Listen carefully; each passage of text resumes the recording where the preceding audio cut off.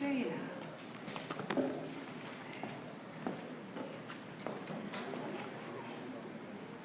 Title of Jana's work, Student Empowerment Pedagogy, Developing Resilient Learners. There is a direct connection between race, social economic status, and the academic and emotional outcomes that many African American children experience in school and throughout life.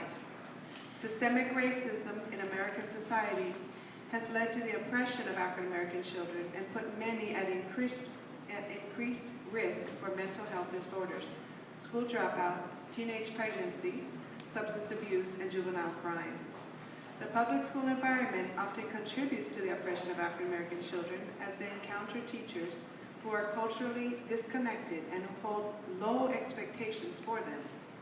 Consequently, African American children are disproportionately referred for special education, school suspensions, and expulsions.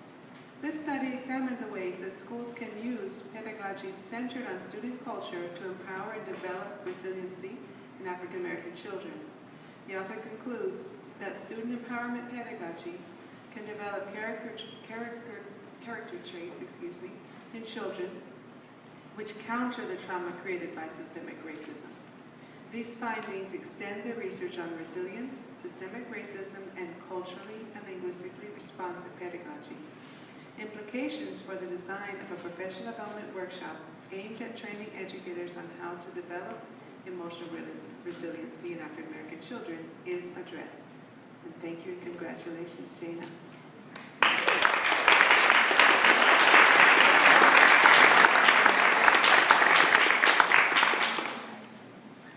There's a quote by author and the former editor of Ebony magazine, Lerone Bennett, which says that an educator in a system of oppression is either revolutionary or an oppressor.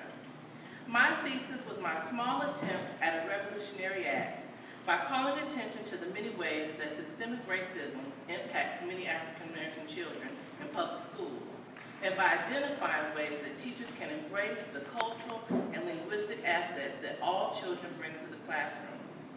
I want to thank my friend of 30 years, my husband, for all of his support, for making my tea every morning,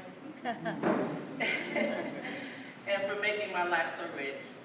To my sons, Kobe and Kahari, thank you for allowing me to miss basketball games and movies to accomplish one of my dreams.